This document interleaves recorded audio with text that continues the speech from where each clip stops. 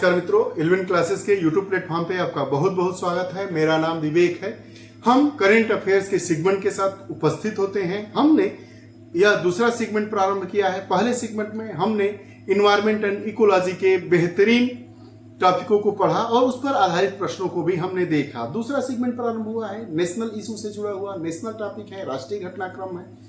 आज उसमें हम दूसरे विषय पर बात कर रहे हैं और वो विषय की यह गरिमा होती है, यह स्थिति होती है कि जो जो हम टॉपिक पढ़ते हैं उस पर एक प्रश्न को हम सॉल्व करके अपने मस्तिष्क में उस विषय के प्रति एक भाव को अस्थायी कर लेते हैं। उस विषय के प्रति जो हमारी स्थिति है उसको हम एक मजबूती प्रदान करते हैं। तो आज का जो हमारा टॉपिक होगा वह होगा सार्वजनिक संपत्ति की क्षति। सार्वजनिक संपत्ति की क्षति। तो वर्ष 2024 में 2 फरवरी को भारत के 22वें विधि आयोग ने सार्वजनिक संपत्ति के नुकसान की रोकथाम पर कानून की समीक्षा शीर्षक से अपनी रिपोर्ट संख्या 284 भारतीय सरकार को सौंप दी है।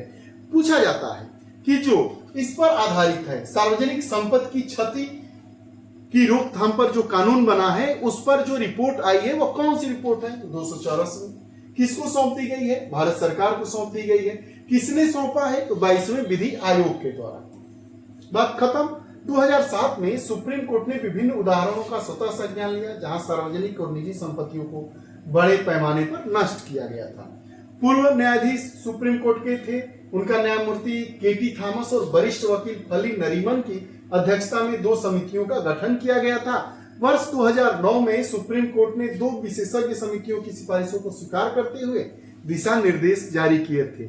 जो थॉमस समिति ने प्रदर्शनकारियों के खिलाफ प्रमाणित करने का भार वापस लेने की सिफारिशें की थी। नरीमन समिति की सिफारिशें विनाश के लिए हर्जाना वसूलने के संबंध में थी।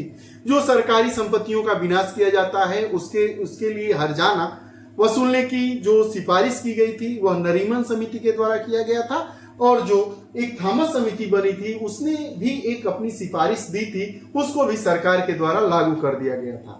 वो आप देखते होंगे कि जो सार्वजनिक संपत्ति का नुकसान होता है उस पर जो नुकसान करने वाले लोग होते हैं उन पर वसूली किया जाता है जितना नुकसान होता है उसके एवज में। यह इसी रिपोर्ट के आधार पर बनाया गया। यह मामला क्यों चर्चा में है, क्यों परीक्षाओं में पूछे जाने की इसकी संभावना है? क्योंकि 22वां विधि आयोग ने इस पर 284वीं रिपोर्ट भारत सरकार को सौंपी है, तो यह स्वतः ही चर्चा का विषय बन जाता है। आइए इस पर हम प्रश्न को एक देखते हैं। करते हैं प्रश्न की। तो जो सार्वजनिक संपत्ति क्षति निवारण अधिनियम 1984 के संबंध में निम्नलिखित कथनों पर विचार करना है। प्रश्न ये भी पूछ सकता है कि जो सार्वजनिक संपत्ति क्षति निवारण अधिनियम किस वर्ष हुआ था? 1984, 83, 82, 81, तो 1984 में। इसके संदर्भ में निम्नलिखित कथनों पर विचार करना है और देखना है कि क्या पूछ रहा है। सत्य विकल्प का चयन करना है। प्रश्न में यह देखना है कि सत्य पूछ रहा है या असत्य पूछ रहा है। पहला कथन हमारा क्या है? पहले कथन को समझते हैं। इस अधिनियम के तहत सार्वजनिक संपत्ति में बिजली या ऊर्जा उत्पादन इकाइयां, वितरण या आपूर्ति या सार्वजनिक परिवहन के लिए उपयोग की जाने वाली कोई भी संपत्ति शामिल है। बिल्कुल सही है। दूसरा कथन क्या है? सार्वजनिक संपत्ति को नुकसान पहुंचाने के लिए भारतीय दंड प्रक्रिया संहिता के तहत 5 साल तक की जेल के दंड का प्रावधान है। यह बिल्कुल सही नहीं है, अर्थात ये गलत है। आगे अब आयोग ने जो नरीमन ने सिफारिश दी थी और एक और नाम था, उन्होंने सिफारिश दी थी, तो आयोग ने सार्वजनिक संपत्ति को नुकसान की रोकथाम अधिनियम 1984 में संशोधन की सिफारिश की है।